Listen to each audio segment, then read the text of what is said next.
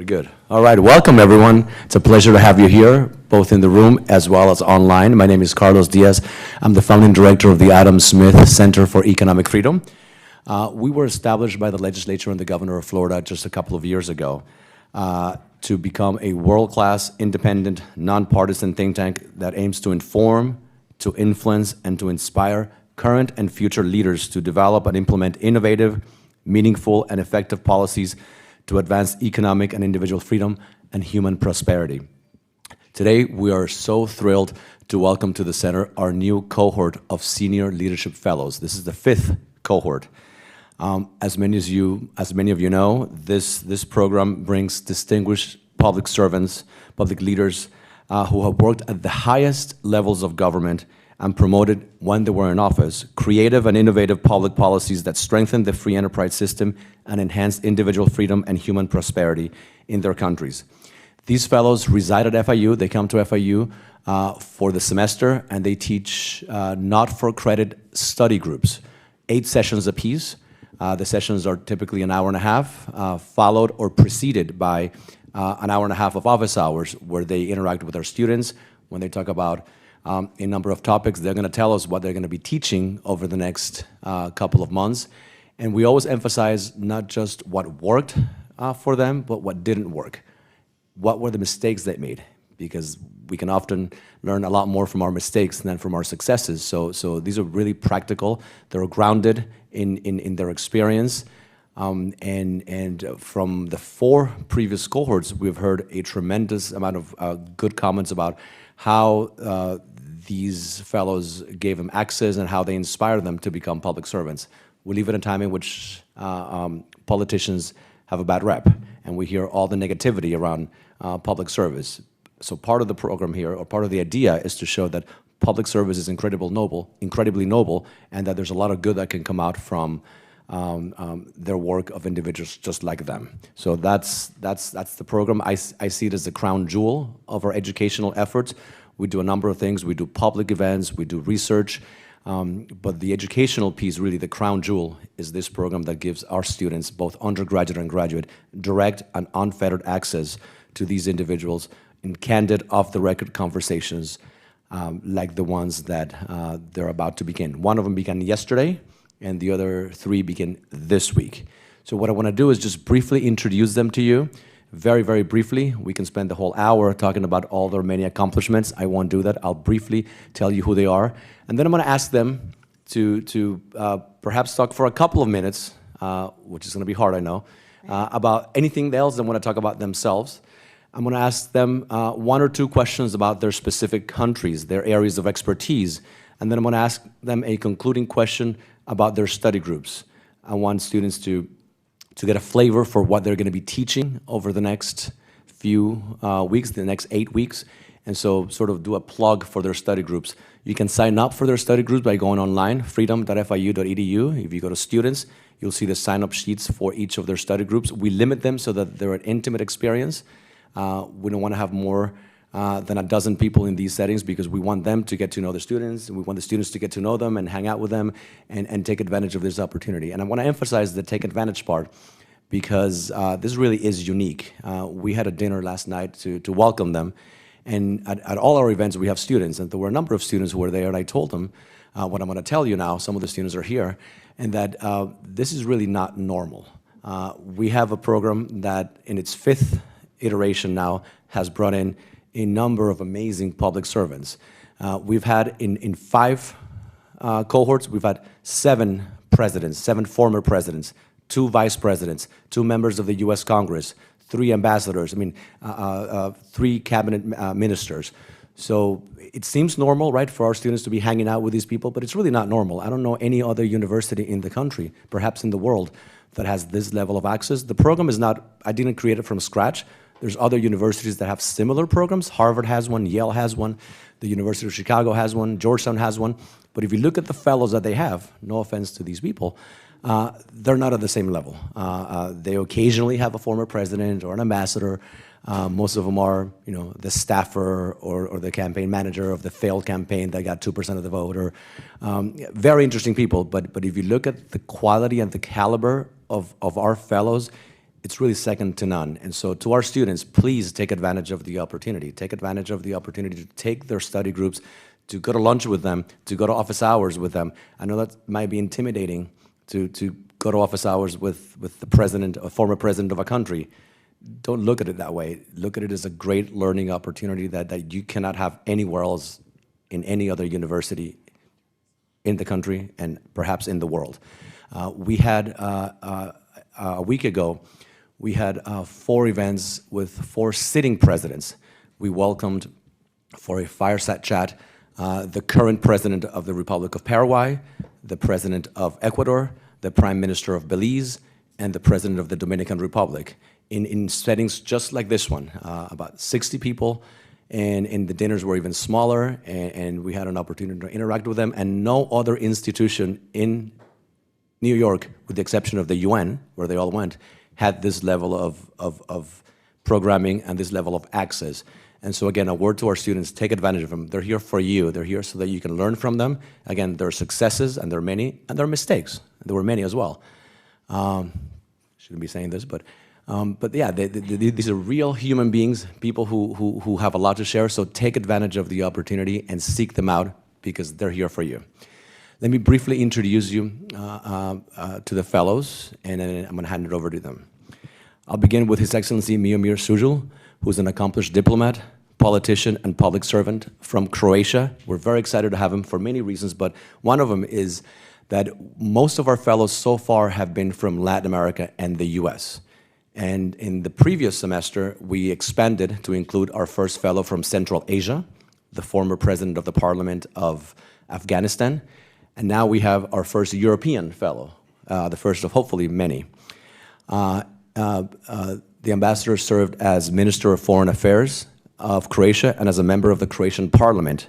He was also ambassador of Croatia to the United States, to the Organization of American States, to Mexico, and to the United Nations, in Geneva. He was appointed as the first national security advisor in Croatia and served as special envoy to the president of Croatia for the peace talks between 1994 and 1999. In that role, he led negotiations with the international community and was a member of the Croatian negotiating team to the Dayton Peace Accords. He currently provides strategic counsel to clients on a wide range of foreign policy issues, including global political and economic matters, NATO and European Union activities, and issues at the intersection of business and government. He works with major clients across Europe, Latin America, and the Middle East. He has extensive experience in academia as well. In 2006, the ambassador founded the first private university in Croatia, TIU Libertas, established under the auspices of the United Nations Alliance of Civilizations.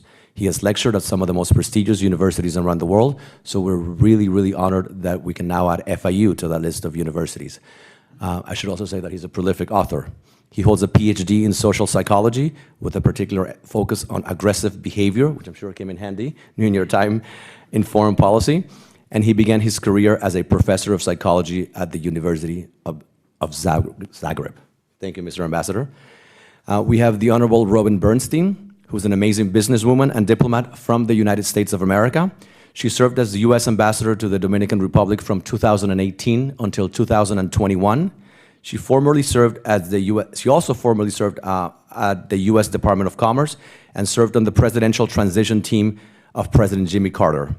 Her work as an ambassador earned her many accolades, most notably the Orden de Duarte from the president of the Dominican Republic, who gave her that award in 2021, right before she left. For more than 2 decades, she has served as president of Richard S. Bernstein and Associates and vice president and director of Risborg, both of West Palm Beach.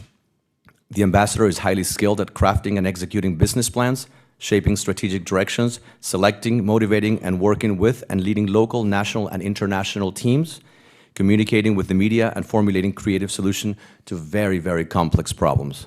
Her vast array of contacts in the areas of international business, politics, government, and the nonprofit sector have enabled her to find solutions for many diverse issues. She has served, and still served, on many prestigious boards and councils, and has earned numerous awards for her dedication, service, and commitment. Ambassador Bernstein earned a double BA in Language Area Studies and International Studies from the American University School of International Service, as well as an MBA from George Washington University, both in Washington, D.C. His Excellency, President Juan Guaidó, served as interim president of Venezuela from 2019 until 2023, just a few months ago. And before that, he was president of the National Assembly. An internationally recognized leader, he has transcended borders by demonstrating an unwavering commitment to democracy and freedom, not only in Venezuela, but around the world as well. Through the many challenges he has faced, he has demonstrated his ability to lead and coordinate actions in the midst of adversity, demonstrating an outstanding capacity to mobilize support nationally and internationally. His role at the helm of the caretaker government in Venezuela was a bold step that sought to restore democracy and stability, not only demonstrated his commitment to governance, but also to justice. During his mandate, he strove to rebuild the country's institutions, the crumbling institutions, I should say, and preserve democratic values, facing both internal and great external challenges with great determination. He's a co-founder of the Voluntad Popular political party and a co-author of several fundamental laws in Venezuela. His efforts have transcended national borders and earned him a place in the international community as part of the World Economic Forum's Young Global Leaders. He has a degree in industrial engineering, and we're really honored to have him as part of our fellowship program.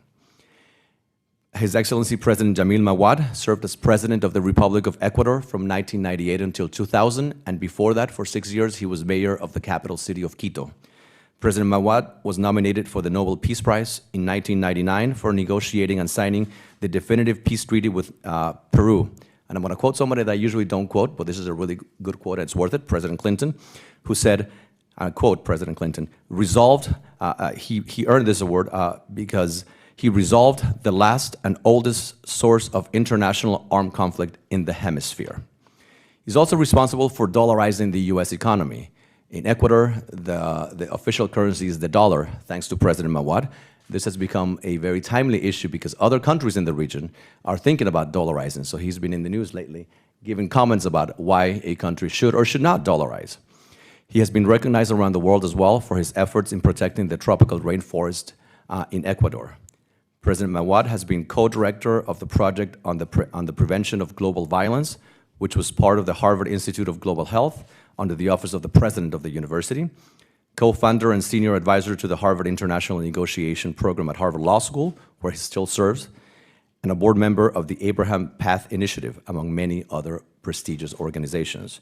When he's not at FIU, President Mahuad is still teaching leadership and negotiation as part of the executive education program at the Harvard Kennedy School, where I met him 22 years ago for the first time, and is a postdoc fellow on the program on negotiation at Harvard Law School. He has also lectured at many world-renowned universities around the world, and again, we're deeply honored that we can add FIU to that list of prestigious universities. He is a terrific author, and 2 years ago, he published a book called Así Dolarizamos al Ecuador, which was the best-selling book in Ecuador in 2021. So as you can see, we have a truly amazing, amazing group. I just scratched the surface of all the accomplishments that these individuals have individually and collectively. As I said, this is not normal, so please, please take advantage of it. I'll ask them a few questions, and then I'm going to turn it over to you so you can ask any questions you like. I'll begin with Ambassador Žužul. Thank you. Thank you very much, Carlos, and I am indeed very honored to be here today and to be part of this program, and I can just echo what we heard into introduction. I participated in many different universities around the world as a full-time teacher, as an occasionally teacher, but indeed I never had experience or privilege to be in a group like here and learning that this is already fifth time.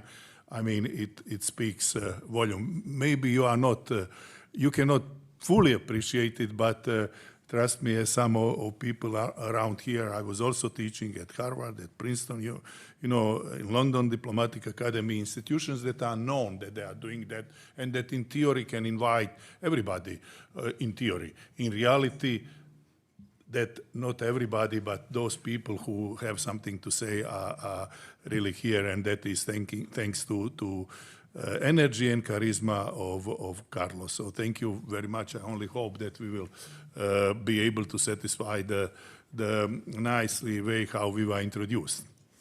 Do you want me to tell a little bit about? Sure.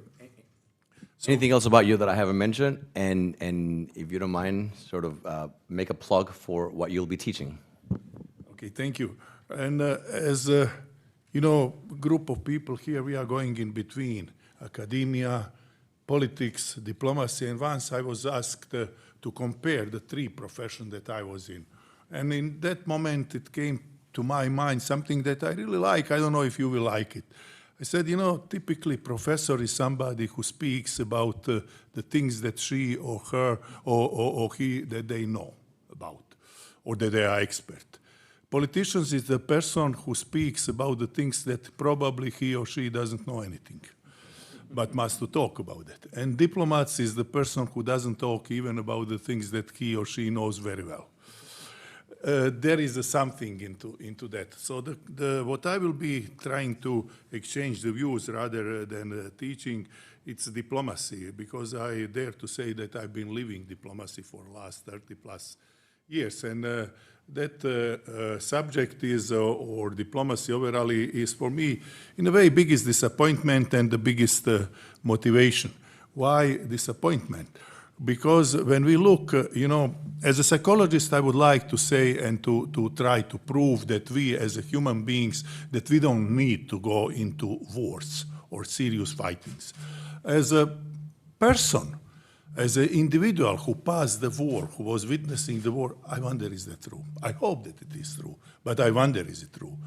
But what I do know, there is only one thing, one human activities, one civilizational activities which is opposite to the war, and that is diplomacy.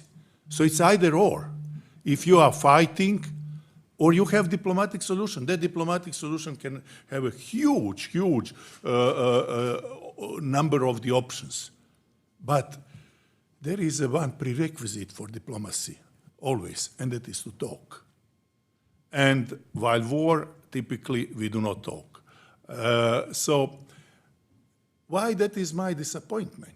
When we look into history of civilization, not the history of Europe, not the history of Latin America, not the history of this beautiful country, the war exists as long as we exist as a organized human societies, unfortunately, but that is the fact. But diplomacy is as old as that. So diplomacy basically happened simultaneously with the war. Eventually, all wars in the history were stopped.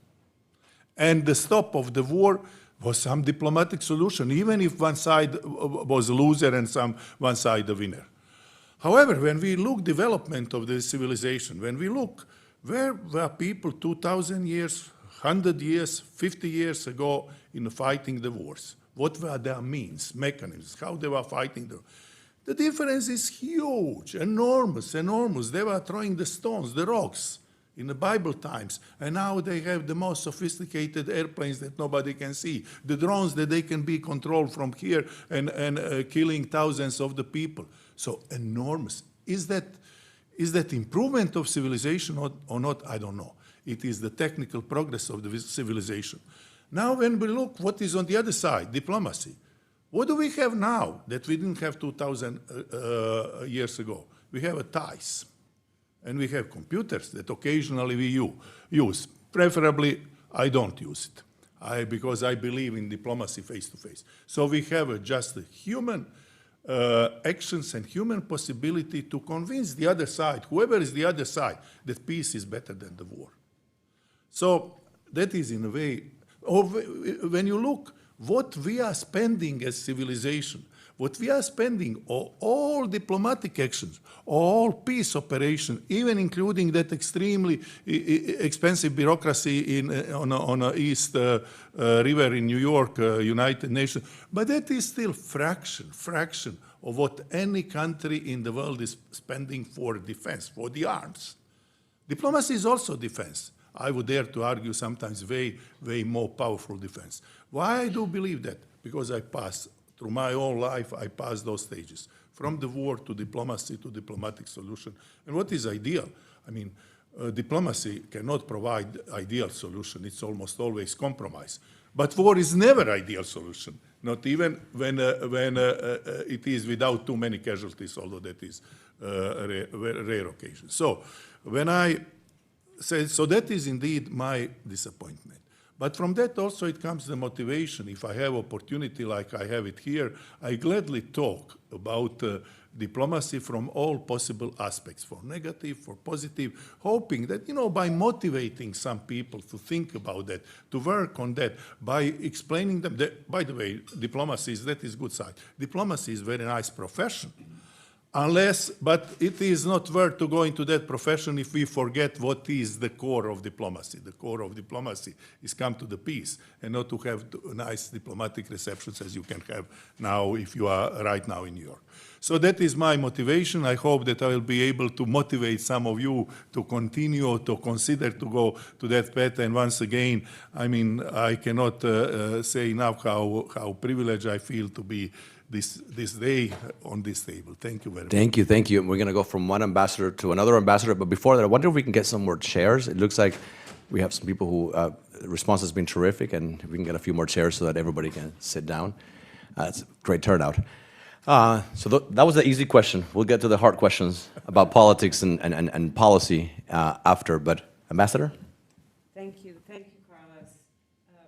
My name is Bernstein. I'm honored to be here today in such distinguished company. It is funny that I chose a necklace from Croatia, not knowing I was going to be His Excellency from Croatia, Juan Guaidó. When I was in the Dominican Republic, we were very, very supportive of what he had. I cannot wait to attend some of your classes. And of course, this is the first time to meet President Mahuad from Ecuador. But I'm very honored to share this platform today. And thank you again, Carlos, for chasing me down and asking me to do this.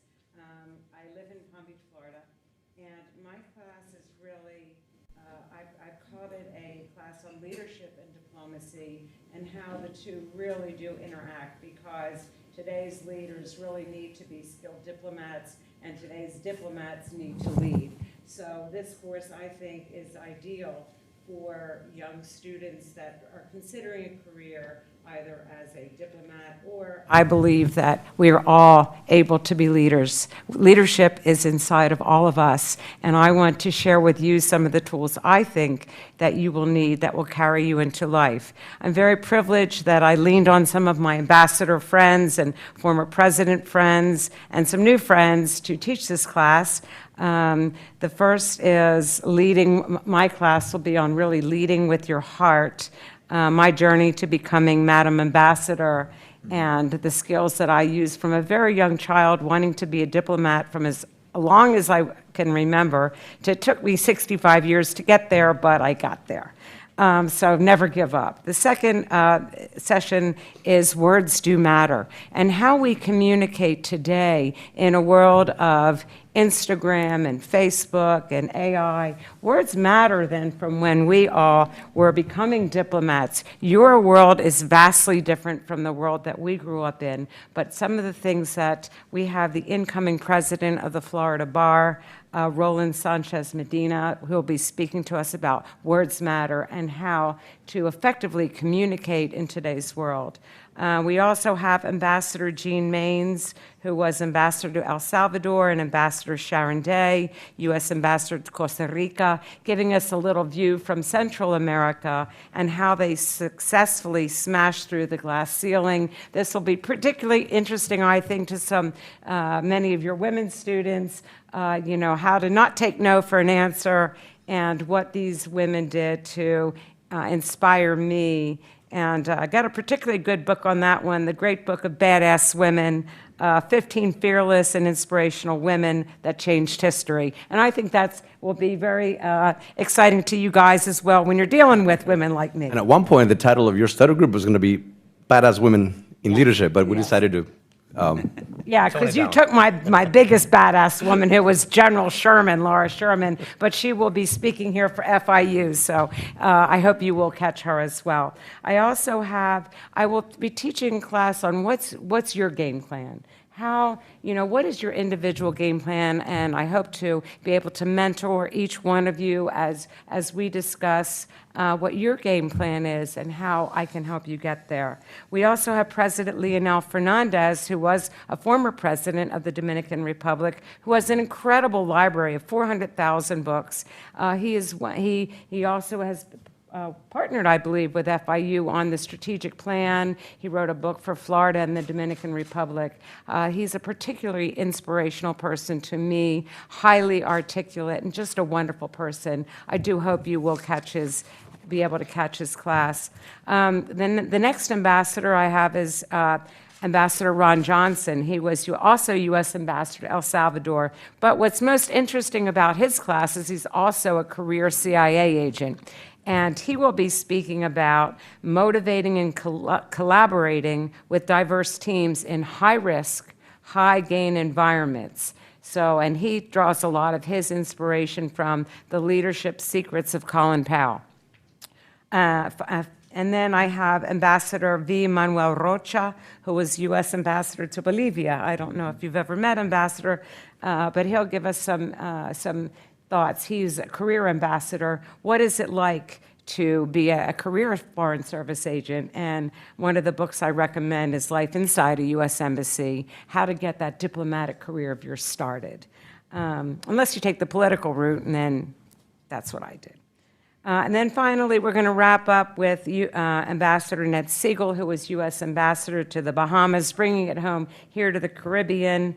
And he's going to be speaking about doing good in a deeply divided world.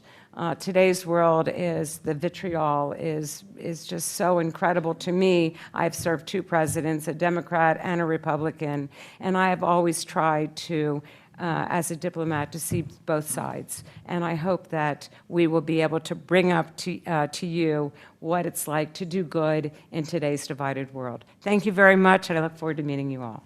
Thank you, Madam Ambassador. And speaking of badass women and women who have achieved great accomplishments, we're deeply, deeply honored to have our provost, Elizabeth Behar, here with us. Thank you. You can teach your own class about women in leadership, so we're grateful for your support and your presence here. Now I'm going to hand it over to President Guaidó. And feel free to do it in English, in Spanish, however you want. Thank you, Carlos. I'm going to be switching between Spanish and English. I'm deeply honored to be here in FIU with so many not only honorable people, but also who has do a lot for his country, for his people. The politics is not only for try. We have to do. And I feel privileged in some way because I'm here alive and away from the jail.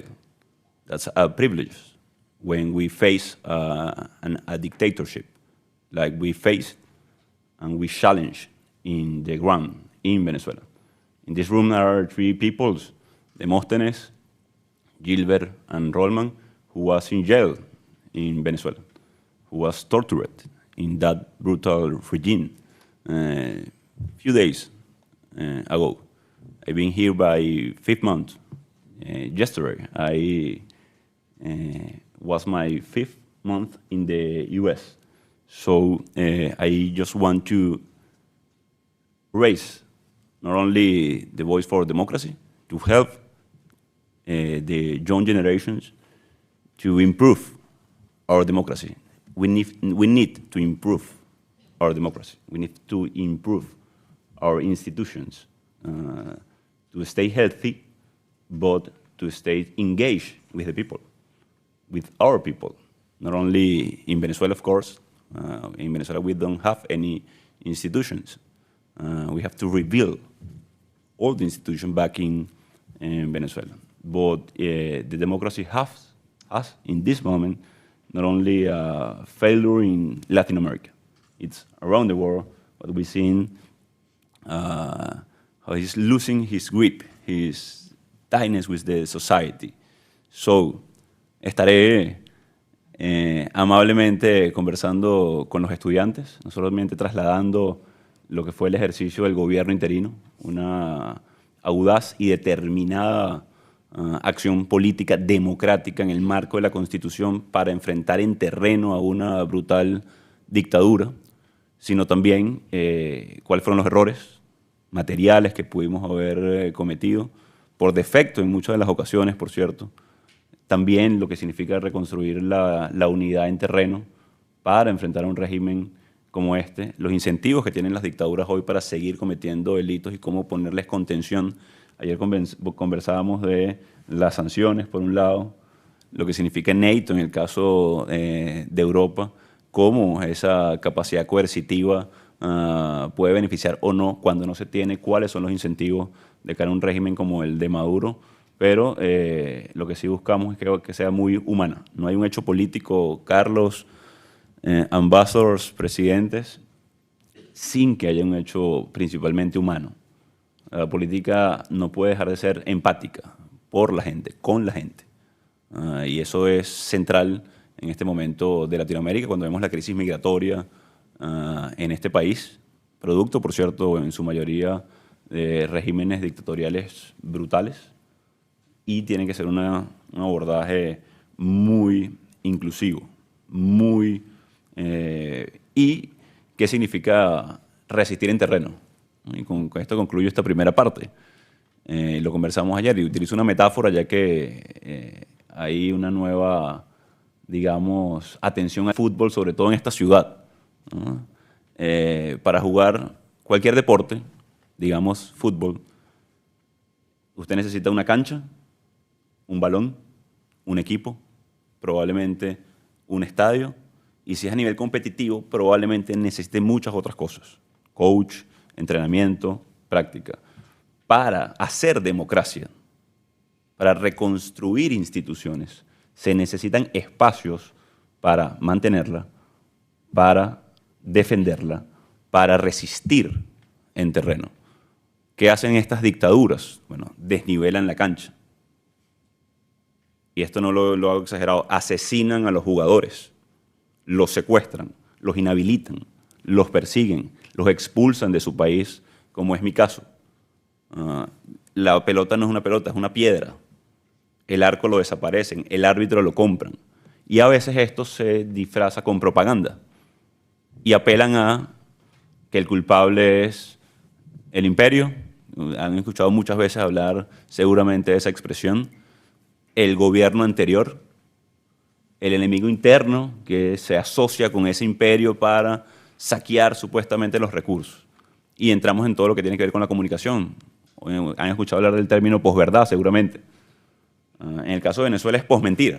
En el caso de estos regímenes, porque parte distorsionada para vender una falsa narrativa de que se preocupan por el pueblo y se abrogan, además, la defensa de los más vulnerables, cuando son los que más sufren este tipo de regímenes. Así que desde la organización ciudadana para resistir en dictaduras hasta lo que tiene que ver con la comunicación de las herramientas para no solamente nivelar el terreno, sino que más jugadores quieran participar. Y ahí es la parte interesante de la juventud, de las nuevas generaciones. Mientras más jugadores quieran participar del juego, de la política, de la toma de decisiones, seguramente va a ser un juego mucho más posible que venza la libertad, la democracia y contener estas pretensiones no solamente autoritarias, derivan del populismo totalitario, de venidas en dictaduras, en regímenes brutales. Y no empiezan en un día. Y atención, y con esto concluyo esta parte. Las dictaduras no empiezan y se declaran en un día dictaduras, estos regímenes populistas. Empiezan cercenando y cerrando los espacios, haciendo más pequeña la cancha. Medios de comunicación, censura, persecución, inhabilitación, tortura, asesinato, violación de derechos humanos, presos políticos, expropiaciones, hablando del tema económico y la libertad económica, y van cerrando los espacios. Nuestra gran labor es, y lo estudiaremos, lo veremos, lo analizaremos, es cómo en esas condiciones, porque no son otras, y aquí es donde hay que conciliar, y es lo que vamos a tratar de hacer la academia con la práctica. Porque a veces tenemos la gran tentación de hablar desde el deber ser. Es decir, sacamos un inventario de lo que quisiéramos tener en el caso de Venezuela, cuando hablamos de una elección libre y justa, por ejemplo, cuando las condiciones son absolutamente contrarias y desbalanceadas. Tenemos una gran mayoría que resiste, tenemos una idea clara de libertad y democracia, tenemos la posibilidad de movilizar una y otra vez, como ha pasado en los últimos 15 o 17 años en Venezuela, me atrevo a decir, o más, una idea clara de libertad y un valor que ahí queda bien plasmado del federalismo, de la república. Yo creo que eso es fundamental en este momento. Así que concluyo dándote las gracias al FIU, a Carlos, por este increíble programa que ha elevado la voz no solamente de lo que sucede en la región, en Latinoamérica, en el continente, sino de valores fundamentales que tenemos que defender, que rescatar y por los cuales vamos a trabajar. Así que, thank you very much. Thank you. Mr. President?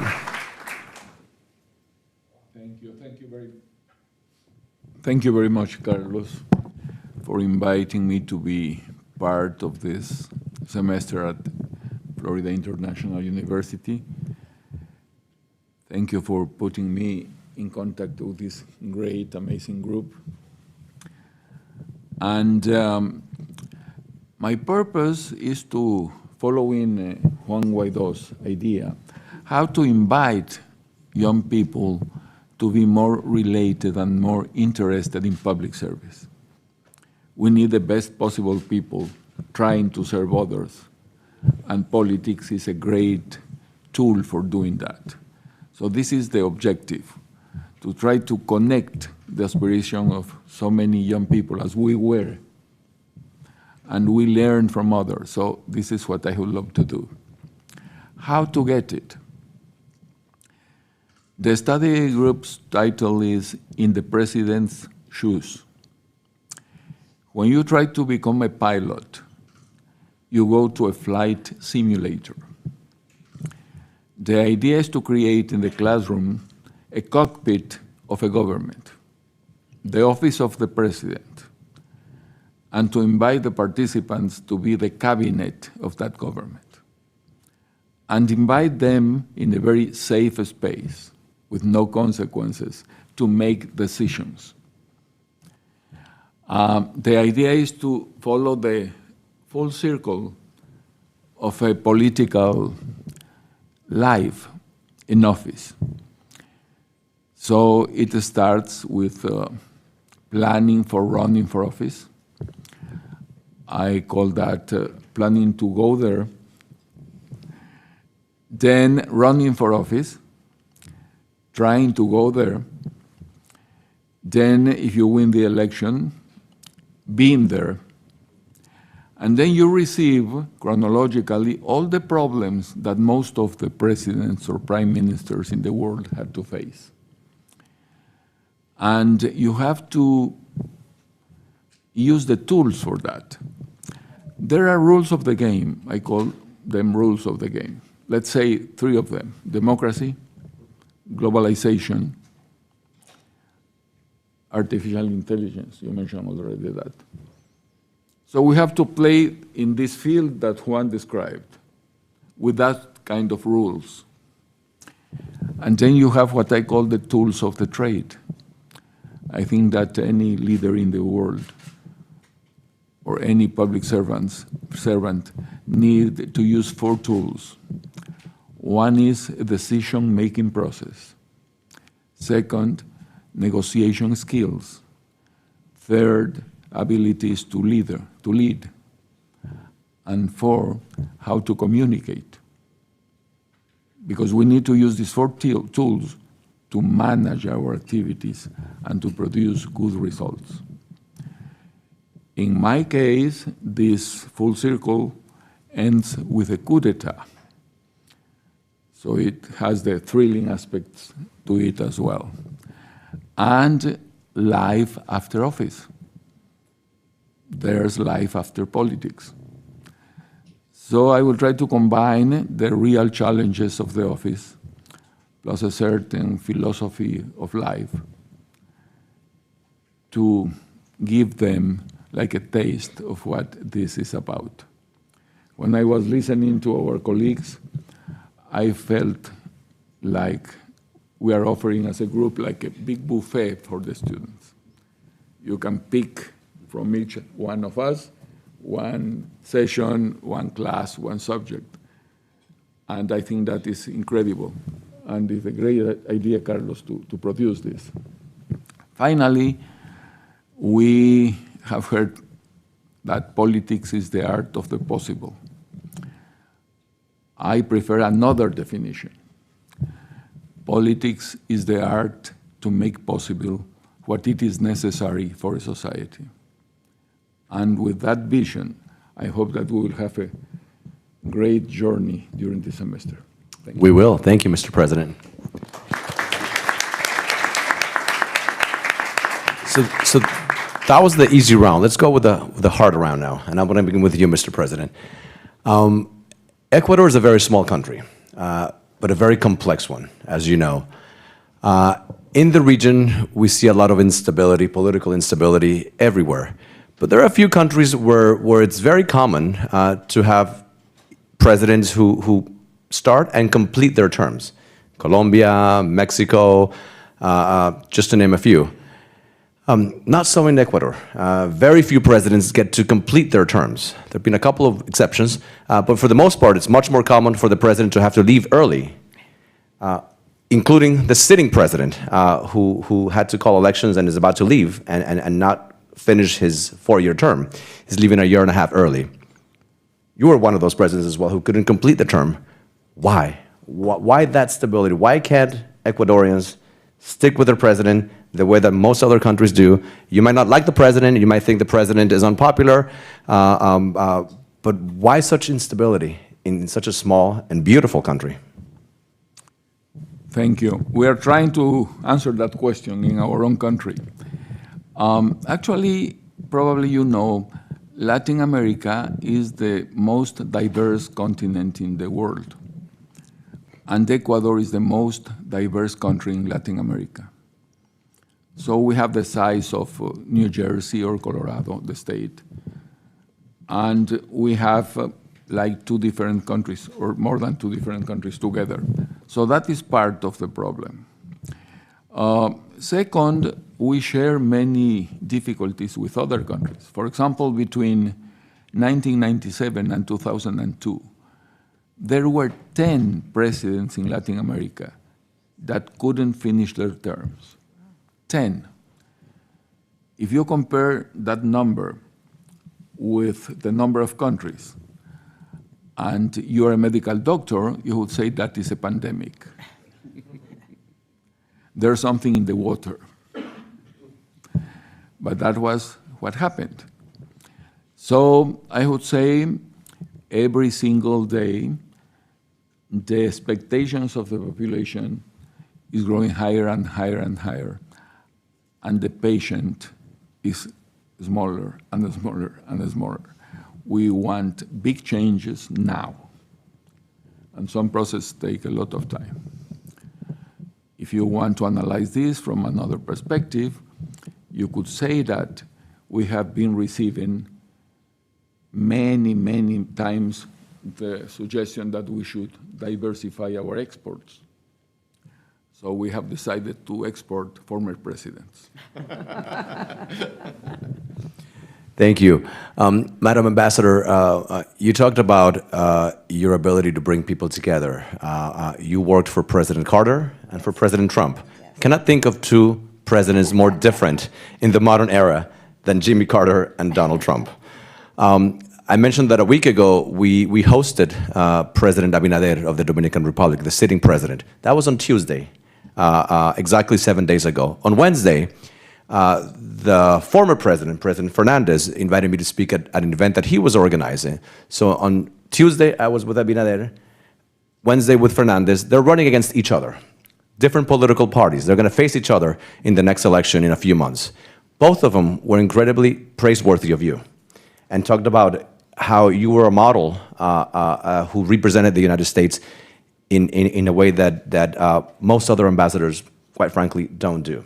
How do you, in a world that is so polarized, where not only do you think of the other side as your opponent, but as your enemy, How do you bring people together? How do you create consensus when people are so divided, not just in the U.S., but around the world?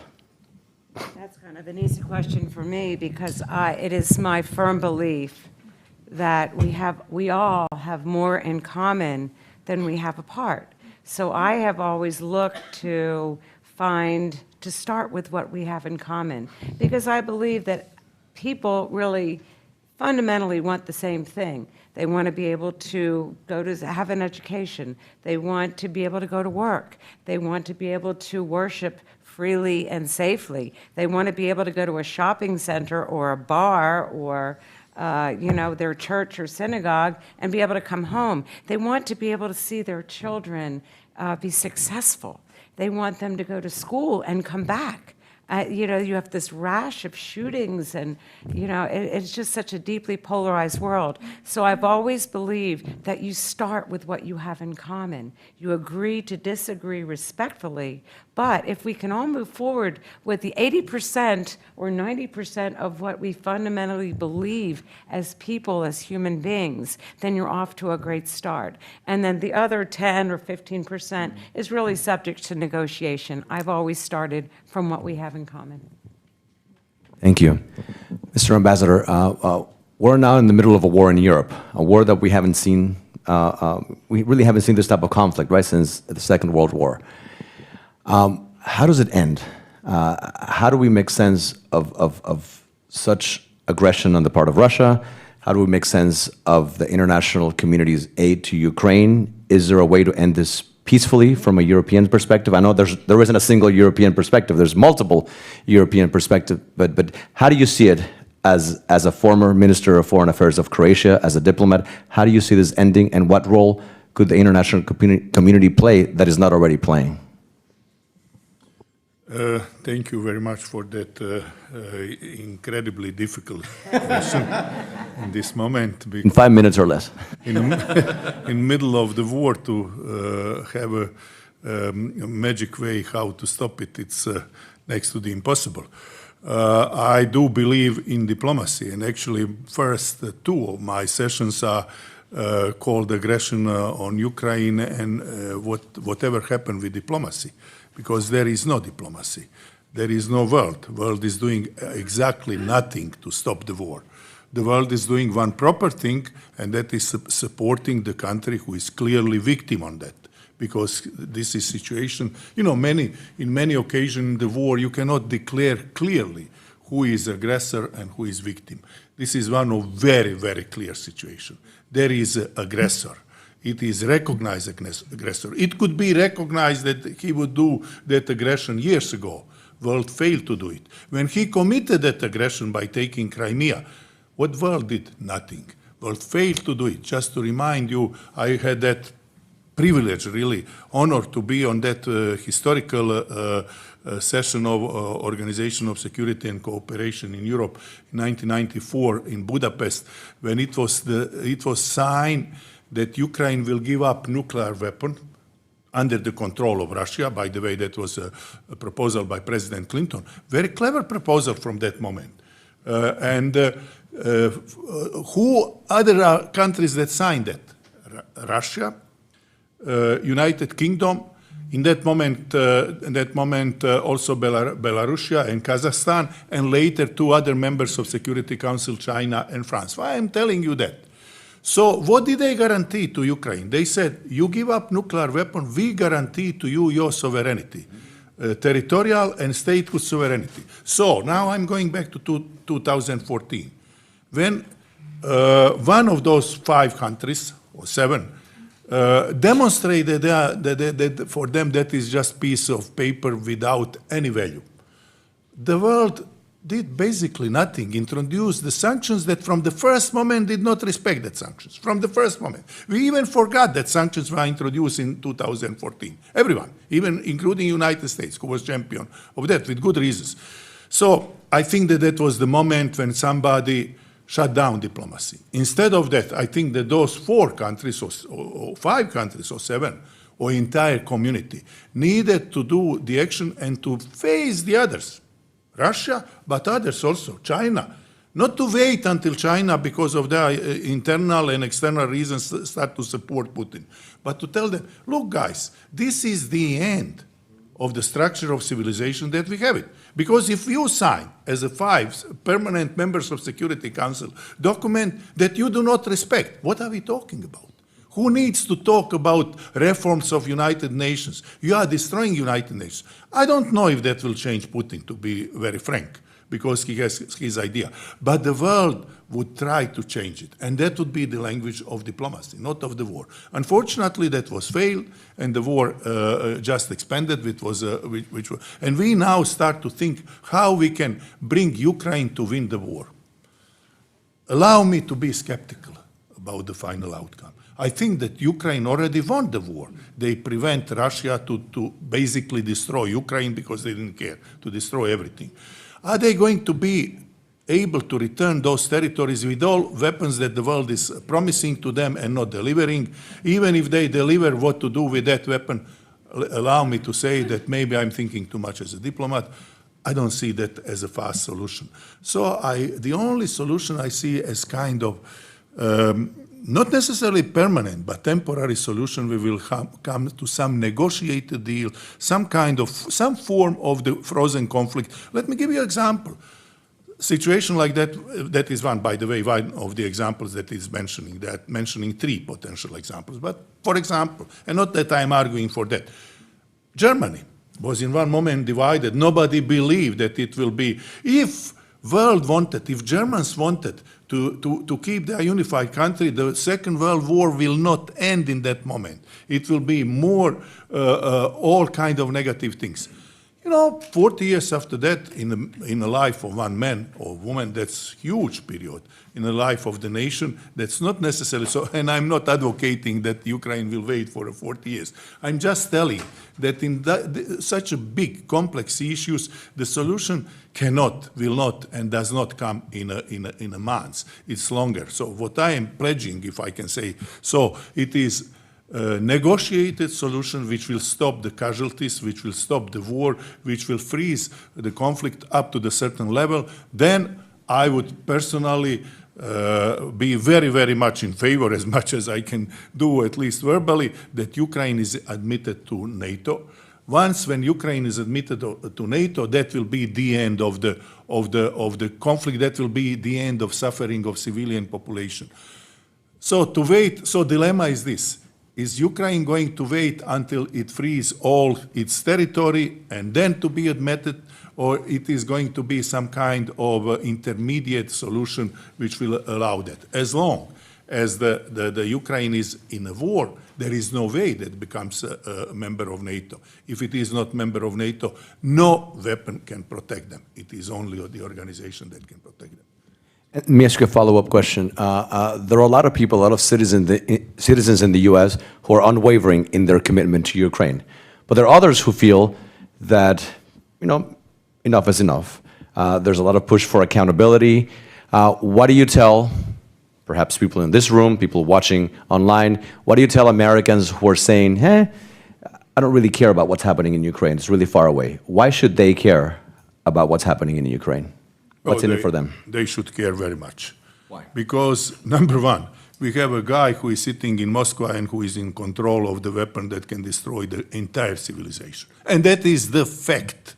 It is not Kubrick's movie. It is the reality. I believe that that is not going to happen. We all believe and we hope. But how many times in history we hope and we believe that something will not happen and that happened? So that is the easiest. I know, distant to us, but the easiest. The other thing, let's face it, and this is the reality of the 20th century, of 21st century. Without American leadership, there is no solution, full stop. That was proven at the beginning of 20th century, that was proven in the middle of 20th century, that was proven in a war in former Yugoslavia. We could fight the war until today if there were no people with a vision in White House and in Washington who moved the others. And the others were opposing very often because there is no same interest, but we came to the solution. So what I would argue, the fatigue is understandable. And it's bad when those big issues, which becomes narrowly political issues, when we have a partisan approach to that. Because, what is the difference being Republican or Democrat here in looking into what's going on in Ukraine or in China or in India? I don't see, and I don't think that should be big difference. So I would pledge, United States must lead. Not to be part of the efforts, must lead efforts to come to the solution, but of course, efforts which are realistic and not just based on the promises. And let me be brutally open. It is not how many billions of new money Congress approved. It is what is the action that it is needed and what is the solution. And then, trust me one thing, I cannot talk about Latin America, although everybody is involved. Talking about Europe, Europe will do absolutely nothing unless there is a clear leadership from United States. When there is a leadership, there will be, on discussion like that, they will be opposing, they will be complaining, oh, those Americans there, but they will be following that. If there is not that leadership, 27 countries, there are at least 5 different solutions which are, excluding one another. So I'm pledging for American leadership in that and for a solution as quickly as possible. Thank you. Mr. President, you became interim president of Venezuela in January of 2019. Very high expectations. At the height of your government, you had over 60 countries around the world who recognized you as the legitimate president of the country, not the dictator. 4 years later, 4.5 years later, Maduro's still in power, and you're here. What happened? Well, a lot of things. Indeed, a pandemic in between of the time. But I think we didn't realize the brutality and of the capable of Maduro was to align with Russia, with Iran. The Venezuelan issue is not only a Venezuelan issue. It's a geopolitical approach to that matter in this moment. I mean, almost 8 million Venezuelans have flew from our country. Most of them are trying to reach United States in this moment. They have been walking about thousands of kilometers or miles, looking for opportunities, looking for safety, and Maduro lo subestimamos, underestimate in some way. We thought, like Europe with Russia in some moment, that the economic approach to Russia could be useful, and that blew up everything and everyone. With Maduro, the some approach we commit, but also what we not do. I mean, the greatest failure was in what we don't do. For example, replicating the healthcare heroes program for vulnerable people in the middle of the pandemic was useful. We have to use that tool for the military people, for example. In a dictatorship regime, the military people is one of the key factors for make a transition, for achieve a healthy transition. You can achieve a transition without the military group, but not against the military group.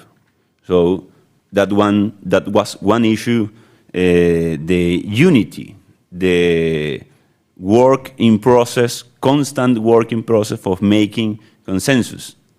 It's a everyday task, every day, with all political groups back in Venezuela. In certain point, we have trade too much to gain unity.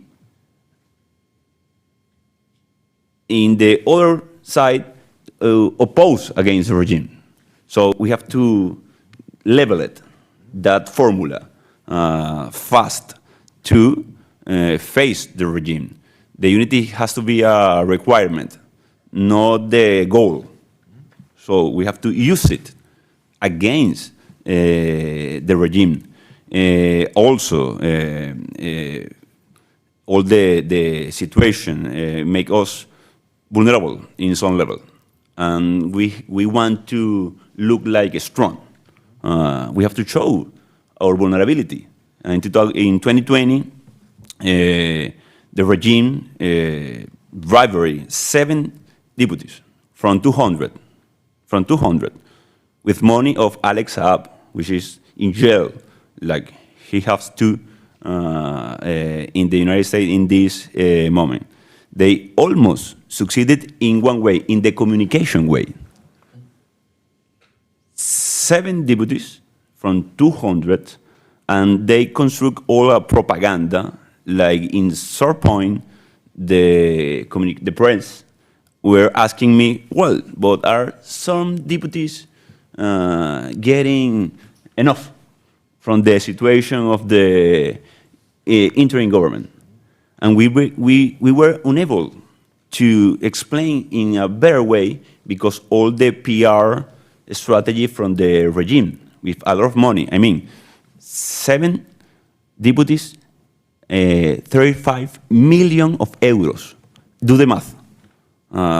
What represent in a country in an intervention?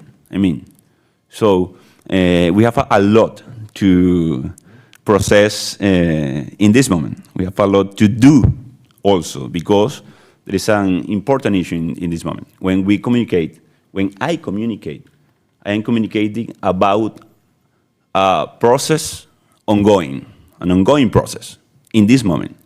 I have to be care about the people in the ground. I have to be care about the output of the primary election or the next possible election in 2024. But we have to learn fast.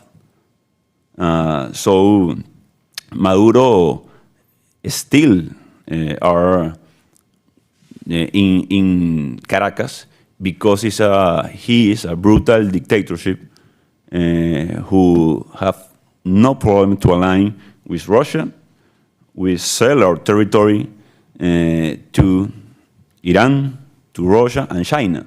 I mean, you mentioned it, Ambassador, Russia, China, and it's not only over there on Europe. They are here, in the middle of the continent, looking for problems. I mean, so our issue, or Venezuelan issue, is not only a Venezuelan issue. It's an Latin American, it's a global security issue, and we have to care about it.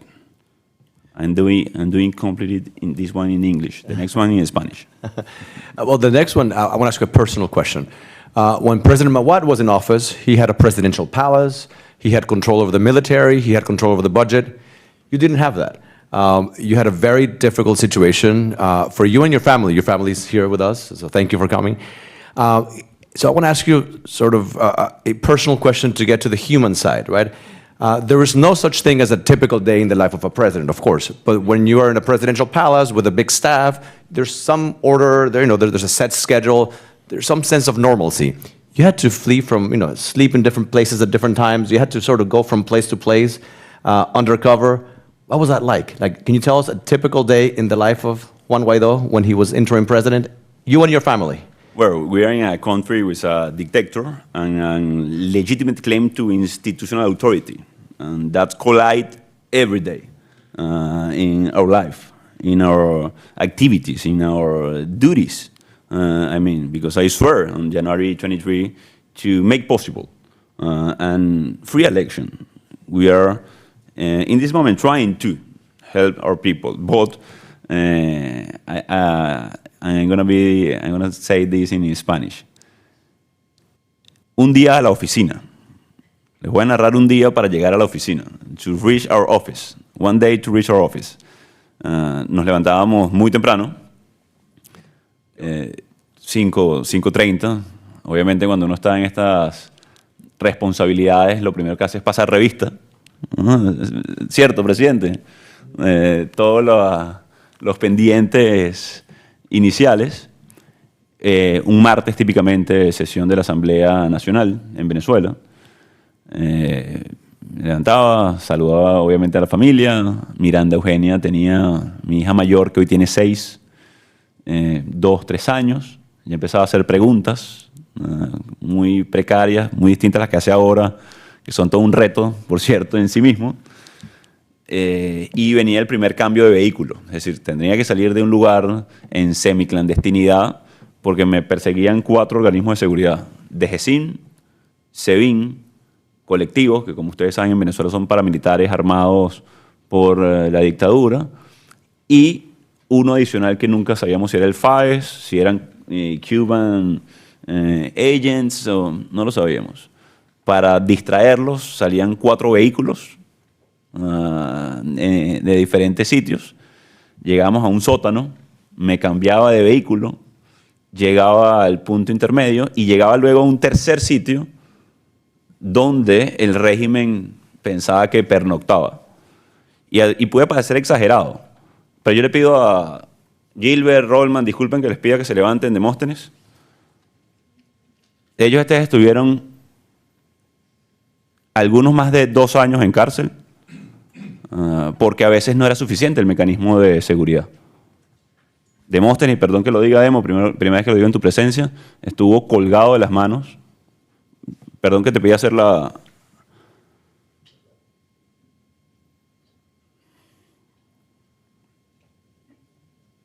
...200 días. En la celda de al lado estaba mi tío. Escuchando los gritos. Se llama tortura blanda. Al igual que Gilbert Caro, diputado de la Asamblea Nacional, Rollman, diputado por el Estado Aragua, estuvieron centenares de días en lo que llaman el Tigrito, que es una celda básicamente de 2x2. Y para nosotros evitar precisamente que nos capturaran cuando le diera la gana a la dictadura, nos tocaba hacer estos mecanismos de seguridad. Y eran las 8 de la mañana todavía. Luego íbamos al Palacio Federal Legislativo, que estaba rodeado por paramilitares, por la fuerza de seguridad. La mayor parte de las veces disparos, bombas lacrimógenas, la Guardia Nacional, que es la principal agente de seguridad o de resguardo ciudadano. Perdón, pueden sentarse. Gracias y disculpen, pero creo que el testimonio vivo de ustedes es no solamente poderoso, sino un compromiso para seguir. Y además, gracias por venir. Luego llegamos a las 8:30, luego de 3 anillos de seguridad de la dictadura, seguridad obviamente entre comillas, era parte del aparato represivo, y empezaba la sesión de la Asamblea Nacional. Algunas reuniones para construir consensos, diariamente eran las primeras reuniones con los grupos políticos para diseñar estrategias. Pero lo interesante de esto, Carlos, y hablando de cómo nivelar la cancha, era que cuando teníamos consolidado un equipo, y tú decías, bueno, podemos hoy ir a la ofensiva. You can go offense in this moment. Secuestraban a uno. O peor aún, como el caso de Pipo, Edmundo Rada, que en paz descanse, lo asesinaban. Concejal en Petare, en el barrio más grande de Latinoamérica, en el neighborhood. Entonces, eso era... y luego, explicarle a Miranda Eugenia por qué mi vehículo tenía huecos en la ventana. A una niña de 4 años ya en ese momento. Y explicarle por qué había que cambiarla de carro 5 veces para ir al colegio. Por lo menos. Para evitar que en las noches o nos secuestraran o seamos presas fácil de una dictadura. Y de nuevo, esto era para ir a la oficina. Narrarles cómo llegamos a los estados para acompañar a los venezolanos en Aragua, en Puerto La Cruz, en Maracaibo.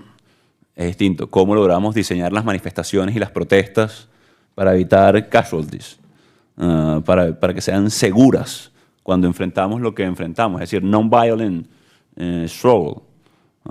¿Y cuál es la utilidad de ese tipo de protestas en regímenes autoritarios? Las conversaciones con los presidentes, con los embajadores. Así que esto fue parte de nuestro día a día durante más de 4 años. Y como nivelamos la cancha, Carlos, y concluyo con esto, es parte de lo que vamos a conversar con los estudiantes, con la universidad. Bueno, es precisamente, y es el reto que tenemos, es cómo proteger a los que están en terreno, en conflictos de regímenes no solamente autoritarios, sino incluso en guerra. En guerra pareciera obvio cómo se hace, ¿no? Pero esto es una especie de guerra. Tanto es así que hay 8 millones de refugiados. Tanto es así que se destruyó el 80% de la economía. 80% en 12 años. Tanto es así que hay una amenaza regional muy clara y un cónclave de crimen organizado que vemos cómo opera, por cierto, en Ecuador, cómo opera en Colombia y cómo opera en territorio nacional. La buena, digamos, respuesta a todo esto es que logramos resistir 4 años a este asedio, que nuestro equipo hoy se mantiene, incluso los que mantienen en terreno, los que llevan la voz a nivel mundial, se mantienen firmes en un método de lucha. Y atención con esto. Eso es importante de cara a una posible transición en el corto plazo en Venezuela. Let me ask you very, very, very briefly, if you can, because there is no easy answer, but how determinant was the role of the Cuban regime in helping Maduro stay afloat? Bueno, en muchos niveles, no solamente a nivel de inteligencia, a nivel de seguridad, a nivel de bypass US sanctions or European sanctions, and the approach to make accountable these kind of dictators has to be overall. If you put the sanction on Maduro's regime, but he has Russia to bypass all the tools that we have to make them accountable, you are losing your few tools that you have to make not only accountable, but to gain maybe a role of enforcement. Again, we don't have NATO.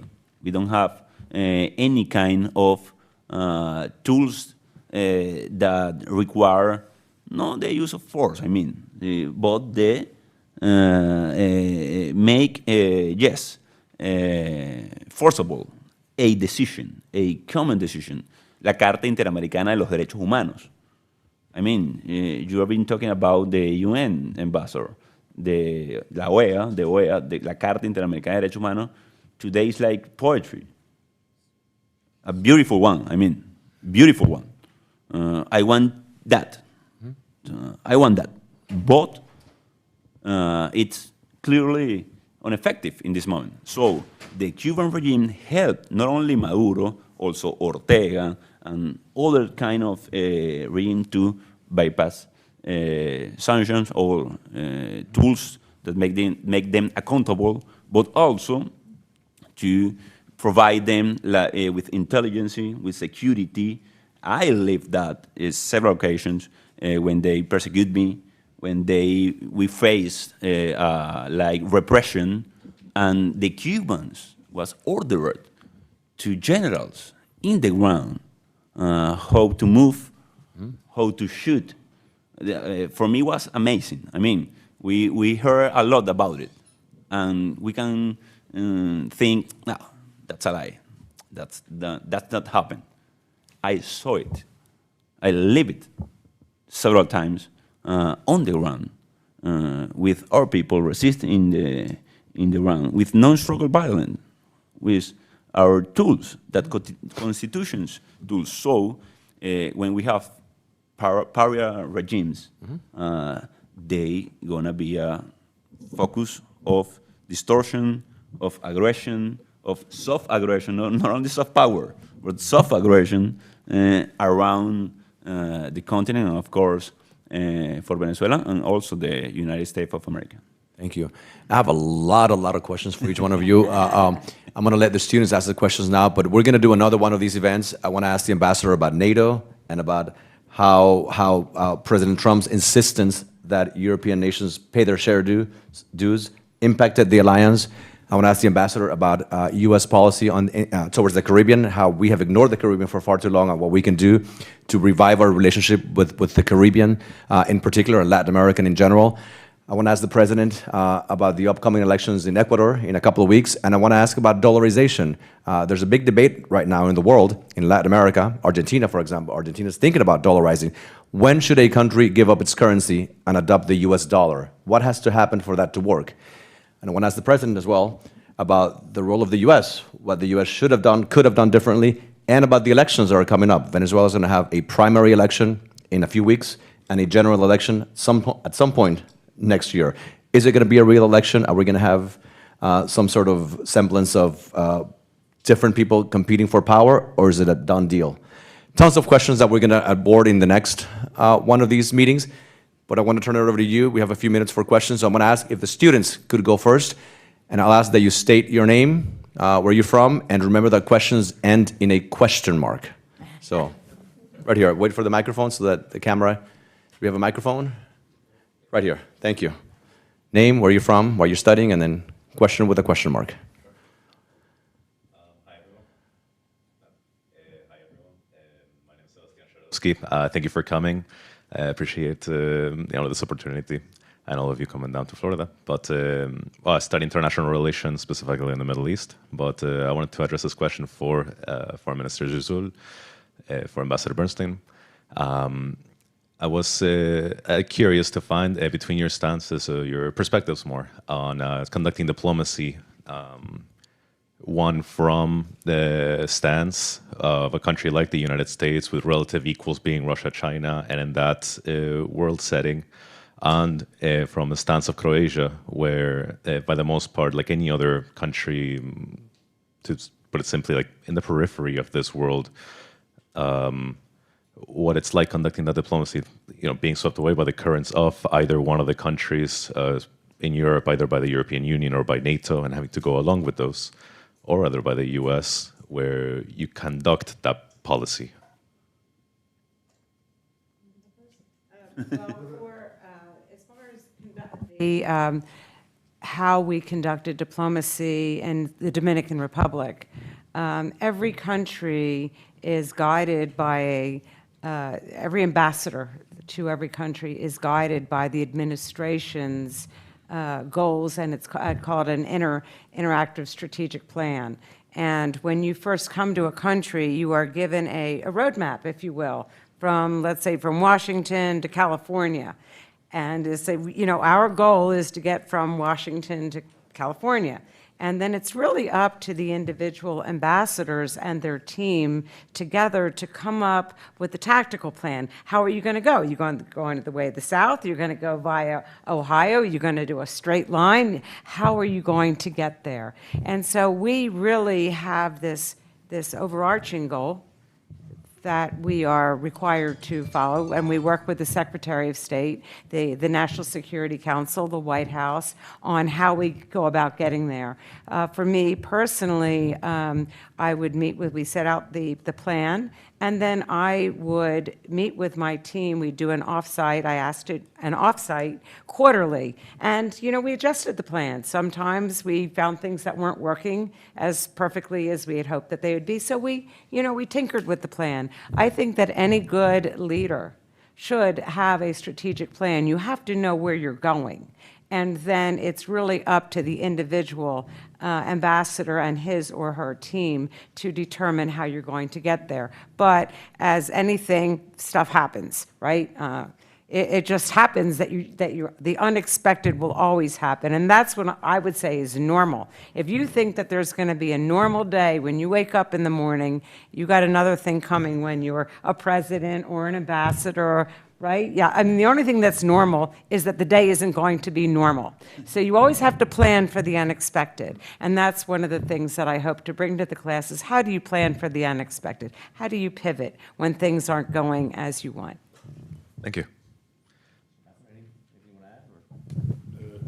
I think that Ambassador gave an excellent example how the diplomacy is functioning. I would add only one thing, and I would even urge for that from my experience. There are situations which that normal, everyday normal with the abnormality becomes way more abnormal, and that is when there is a war. I experienced working with absolutely superb American diplomats who were not just a bilateral ambassador, but special envoys. That is something that exists in diplomacy since the beginning of diplomacy, and I'm not going now to try to explain what is the difference. The difference, but I think that special envoy role is extremely important in a critical situation like war. If nothing else, the communication is way faster, and it needs faster. Special envoy typically communicate directly, let's say in the United States, either with the Secretary of State or with the president, an office of the president, without going through well-established diplomatic rules. I had the privilege working with Ambassador Chuck Redman, that you might know, then Ambassador Bob Fraser, who unfortunately was killed in Bosnia, then Ambassador Richard Dick Holbrooke, who basically brought the peace in Bosnia and Herzegovina, and all they have the role of special envoy, which is, I should say, addition to what Ambassador described how the diplomacy is functioning. Thank you. All right, next question, right here. Right next to you. There you go. Hello, my name is Carlos Rodriguez Lopez. I'm a political science and international relations student here at FIU, and I also write for the blog Caracas Chronicles. My question is for President Guaidó. Can I ask it in Spanish? Sure. Sí. Bueno. Viendo como usted ha describido todas estas operaciones que hace el gobierno venezolano para reprimir, para tratar de suprimir a los venezolanos bajo un frágil proceso de primaria como estamos viviendo ahora, la posibilidad de un sabotaje el día del 22 de octubre es bastante real. Ante ese escenario, ¿cuál debería ser los pasos que debería tomar la oposición para elegir su candidato a las presidenciales? Se ha hablado mucho del consenso, otros han hablado de una elección por encuestas. Le quiero preguntar al presidente Guaidó cuál debería ser el camino que hay que seguir. Muchas gracias. Bueno, primero gracias por la pregunta, porque lo primero es que tú lo acabas de describir bien. Es un proceso frágil, vulnerable, porque estamos en una dictadura. Estamos en un campo inclinado, brutal. Y por eso, primero, mi respeto y mi admiración a los que siguen en terreno insistiendo, ¿no? Defendiendo, acompañando a los venezolanos, entre otras cosas. Lo primero que hay que valorar y buscar desde este rol apoyarlos. Yo creo que tenemos que insistir en la primaria, y suena paradójico, pero tenemos que insistir en el mecanismo de movilización y no verla como un mecanismo... ¿Me dijiste tu nombre? Carlos. Gracias, Carlos. Y no verlo, Carlos, como sencillamente quién tiene más votos. Sería estéril ese proceso para los venezolanos, porque estamos en una dictadura, sino como un ejercicio de legitimación del liderazgo, como un ejercicio de organización, de movilización, de no solamente ejercicio de mayoría, incluso estando en una dictadura, y entender sin ingenuidad, ¿no? Que creo que es importante que enfrentemos una dictadura que va a tratar de atacar ese proceso. ¿Por qué? Relato breve. En el 2015 ganamos el Parlamento Nacional con votos. Evidentemente ellos luego descartaron completamente la elección, porque sabían que son vulnerables. Pasó en Barinas recientemente. Ahora, el gran reto va a ser el famoso what if. Y en el caso de Venezuela no es what if, es ¿qué pasa cuándo?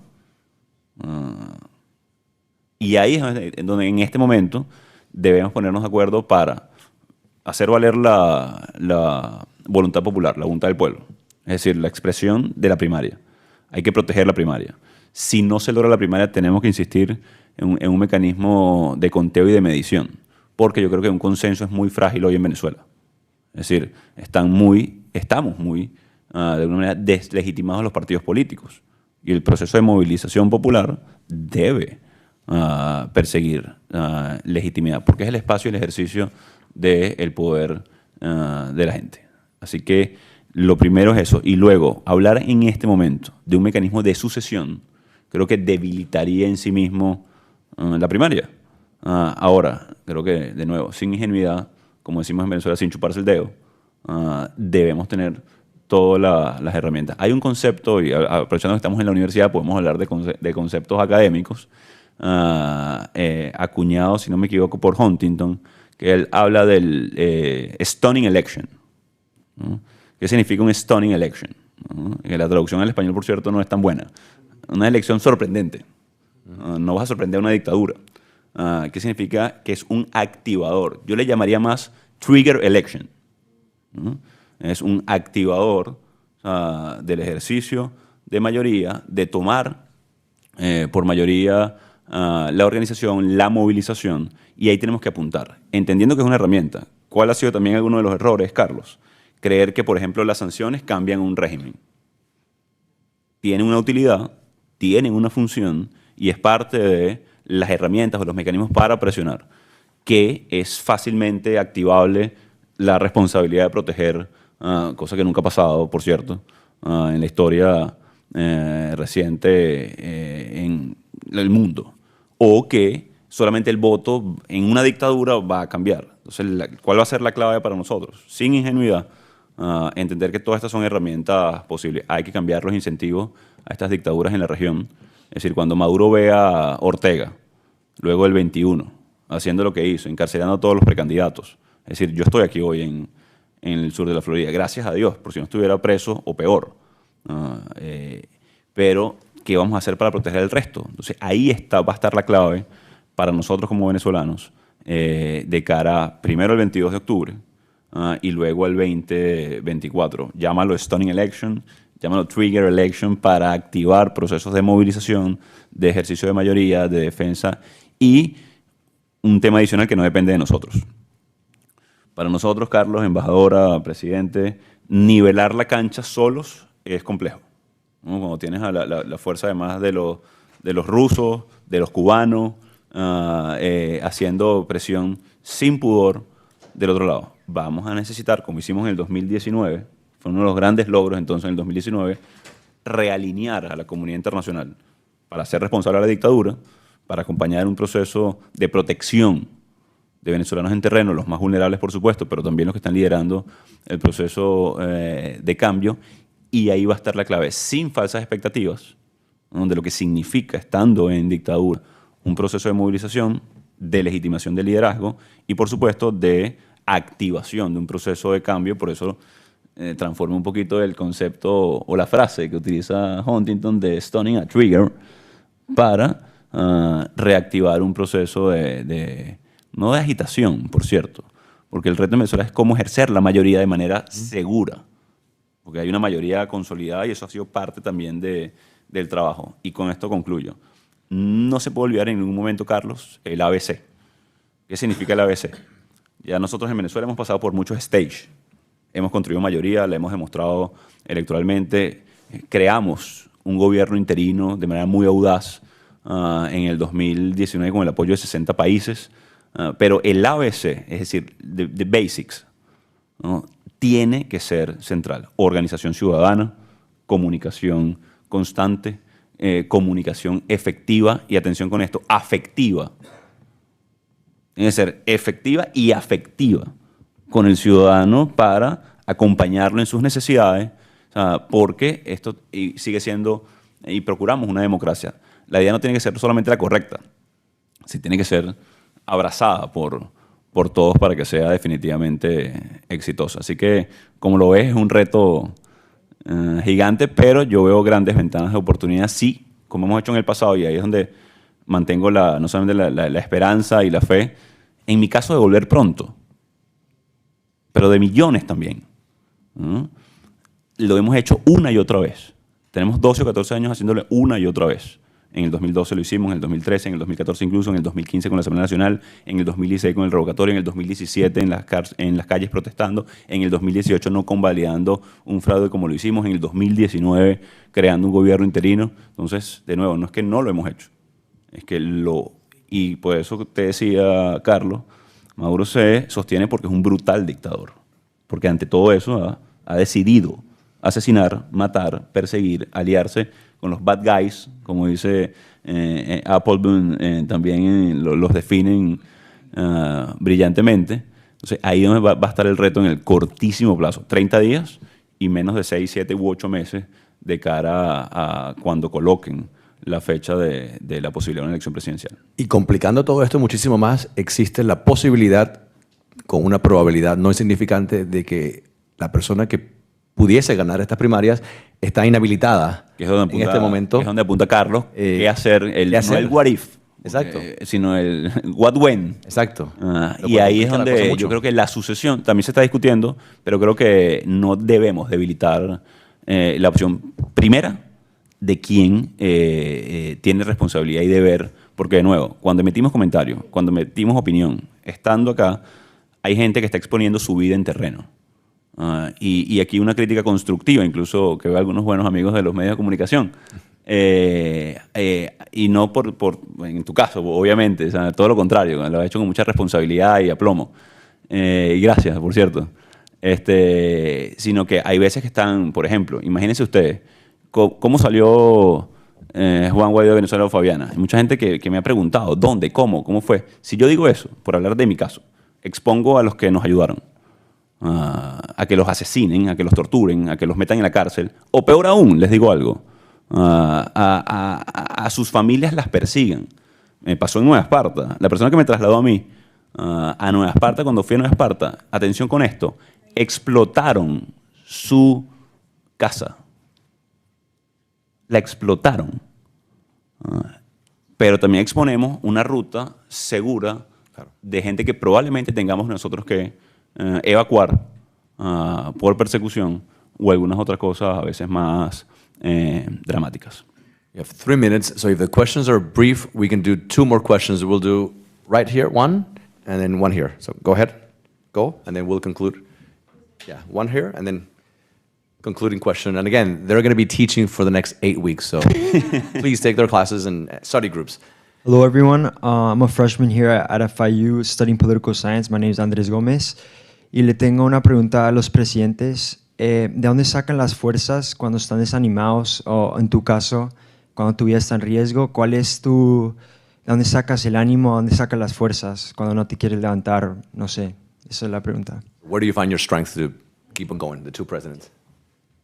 Presidente, empiece usted. Que ha tenido mucha más fuerza. I think the 2 most important questions in life are, who am I and what do I live for? And those 2 questions should be answered before running for office. We have an internal GPS, like the GPS you have in the car. So you have to find where is your north and try to align your life with that. With a map, you can get confused. If you miss an exit, you are lost. With a compass, you never get lost because you always know where the north is. So based on that assumption, you have to decide many times what to do. And the difference with here now is that you don't have time. There's a sense of urgency. You don't have certitude. There's a lot of uncertainties. And the stakes are so high, and you have to decide. And the chances of making a wrong decision are very high. However, I always go back to Ortega y Gasset, the philosopher from Spain. I am I and my circumstances. And you cannot judge a person or the actions of a person if you do not consider the context in which those decisions are made. And the second from Ortega y Gasset as well is, every human being is fatally forced to choose. Animals act by instinct. They just react. Rational people have to decide. And if you decide not to decide, you are deciding already. So if you aspire to the presidency of a country, one question is the what for? And that is your action plan. You're asking for a mandate for doing these things. But the second question is not what for, but why. What is your internal motivation to trying to get that office? And what prices are you ready to pay for doing the right thing when you are there? I have found that there are 4 reasons why people want power. One is raw power. They like to show who is the boss. They want to show who makes the decisions. They use the power to settle some disputes from before. They punish some people, etc. That's one. Another reason is to get all the benefits the power can bring to you, very material things. The third one is more like historical, what our libertadores in Latin America used to call glory or fame or reputation. And the fourth is service. And you can apply the 4 motivations to any doctor, lawyer, journalist, professor. We are just human beings, as Carlos said when he opened the session. So we all have the 4. We are not angels or demons. We are humans. But the percentage of each one determines what kind of person you are compared to another. And when service is the first one, not the only one, but the first one, you know that you go there to take a lot of risks, and you have to pay for the consequences. But if you do that, if you follow your consciousness, at the end of the day, every single day you are only with one person, yourself. And if you follow your internal compass and you do what your serene judgment tells you to do, you can suffer, but you can sleep. Mm-hmm. A friend of mine from Mexico told me once, every single moment in life you have to choose between eating well or sleeping well. If you decide to sleep well, most surely you can eat well, not the other way around. So being at peace with yourself is the best source of strength I have found in my life. Not easy, but it is possible. Mr. President.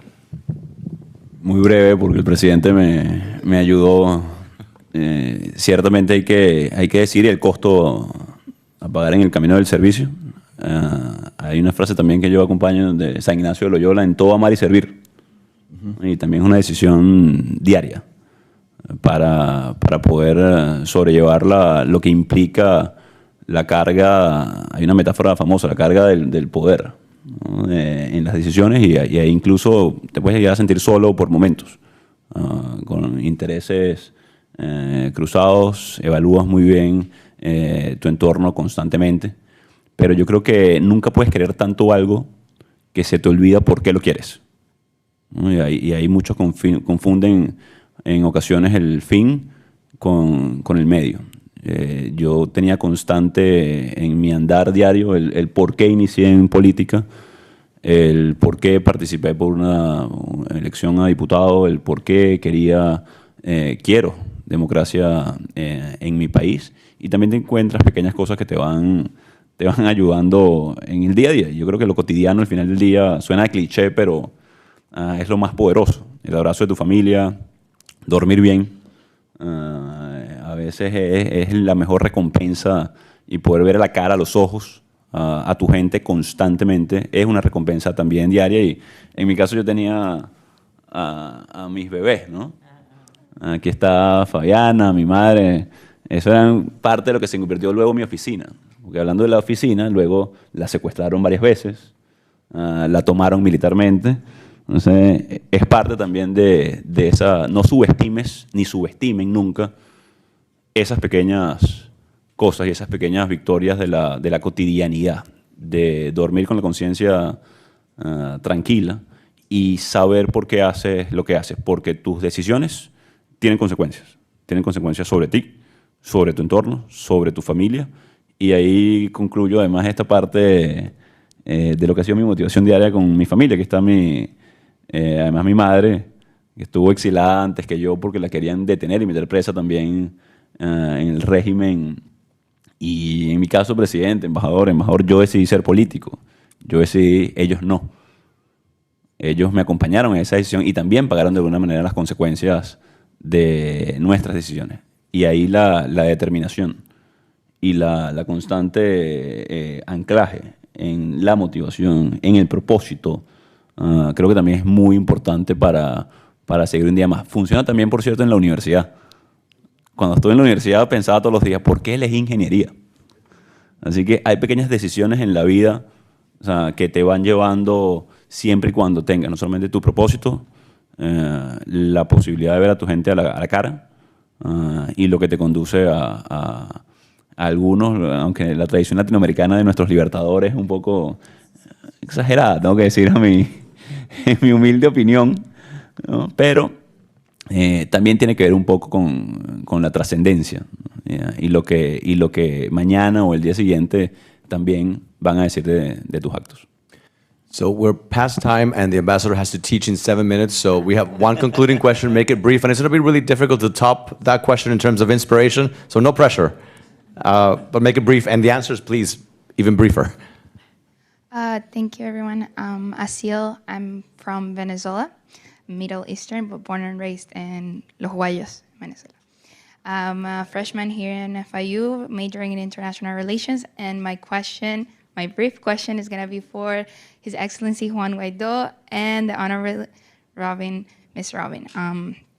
So, can I ask in Spanish? Sorry. Yes, but make it brief. En su opinión, teniendo en cuenta que el tema de los militares en Venezuela es algo que parte mucho de la movilización del movimiento populista, ¿cómo cree usted que puede ser en algún momento? ¿Cree que existe alguna esperanza donde se pueda consignar una cooperación con ellos?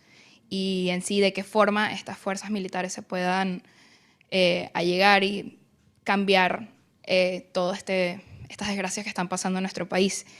Y en sí, ¿cuál sería el rol de la diplomacia en dictaduras, en regímenes tan frágiles como estos? ¿Cuál pudiese ser el approach de la diplomacia para cesar estas situaciones? How do you know she speaks Spanish? She does. No es perfecto. Repeat it in English, please. It's the role of diplomacy. The role of diplomacy? I think the role of the diplomacy should be, first of all, to, number one, if you are the ambassador, a U.S. ambassador to a country, number one is you're the voice of the president in that country.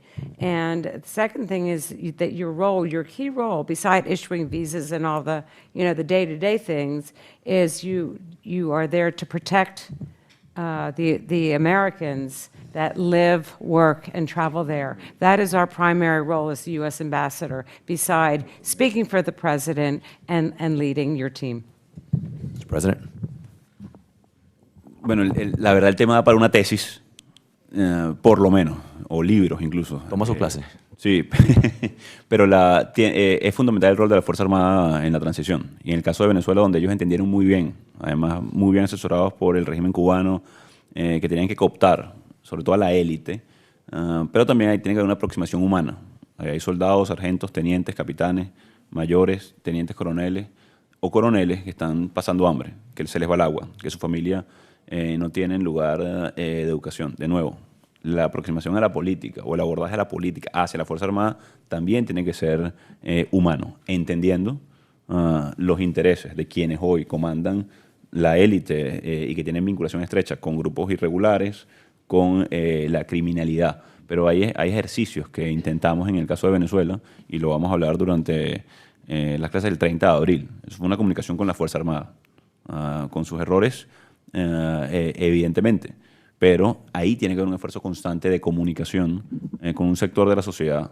Imagínate que son los médicos o que son los profesores, un sector de la sociedad vivo, además, que hoy sostienen, sin duda, el régimen de Maduro. Así que es una aproximación humana, entendiendo lo que sufre el grueso del componente militar o la familia militar. Y lo digo con propiedad, además, mis dos abuelos fueron militares.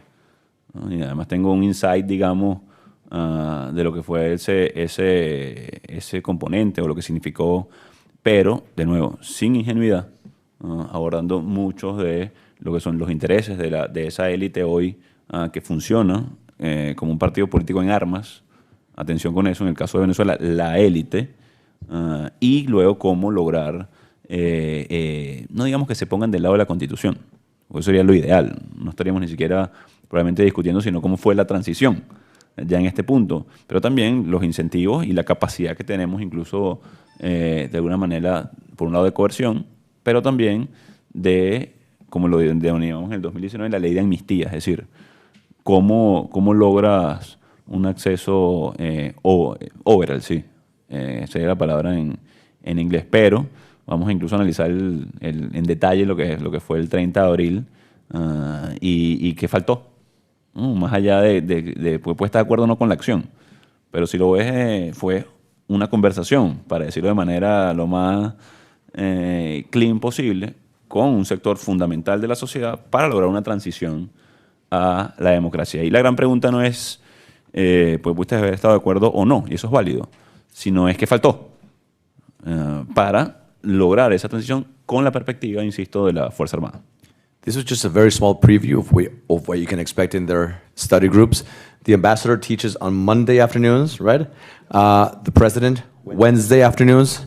The ambassador, Tuesday afternoons at 1 o'clock in a few minutes, her first class, and the president on Thursday afternoons. You can sign up by going to freedom.fiu.edu, students, and you can sign up. They're still open because we're just doing this event now, but I'm sure they're going to be filled up pretty soon, so sign up for them. Again, just a very small preview of what you can expect from these amazing public servants over the next 2 months. Thank you so much for being here. Thank you so much for welcoming them, and have fun. Thanks.